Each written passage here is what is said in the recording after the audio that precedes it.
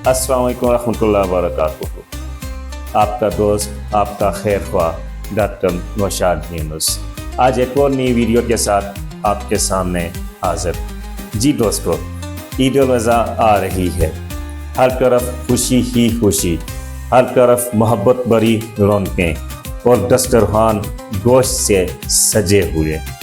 इसी खुशी के दौरान एक तकलीफ जो आपके बीच में आके बैठ जाती है।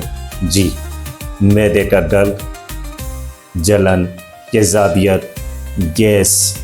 कभी हो किया है जब सब दस्तरखान पे बैठे हंस रहे हैं और आप हाथ पैक कर रखे बैठे हुए हों, जब बच्चे गोश्त मान रहे हैं और आप पानी भी ना हजम कर सकते। कभी हो गया है, वजह जानते हैं। जी, सुबह को कलेजी, दोपहर में शीख कबाब और शाम को बिरयानी।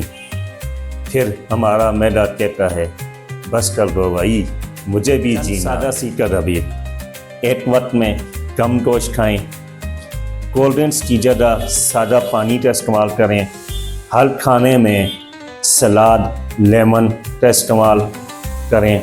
चंद सादा सीखा तबीयत ख़राब हो जाए तो परेशान ना हो, होम्योपैथी आपके संग है। चंद होम्योपैथिक मेडिसिन का जिक्र कर रहा हूँ। अगर आपने हद से ज़्यादा खा लिया तो नट्स और मीठा, अगर पेट में गैस है, बोझ है, तो कार्बोवेज, अगर आपने चिकनाई वाली चीज़ें ज़्यादा खा ली तो पलसतीला। इस बार सिर्फ कुर्बानी के जानवर ही न चुनें बल्कि अपने खाने पे भी इक़्तिदार रखें। फिर भी अगर कोई मसला हो तो आपका भाई हाज़िर है। इस बार मेरी दुआ है कि आपकी ईद सिर्फ प्लेट में नहीं, दिल में खुशी, जिस्म में सुकून और घर में मोहब्बत बन के गुज़रे। ईद मुबारक, अल्लाह नेकवान। मेरी मालूमात आपके लिए मुफीद हैं तो लाइक करें और दोस्तों से शेयर करें।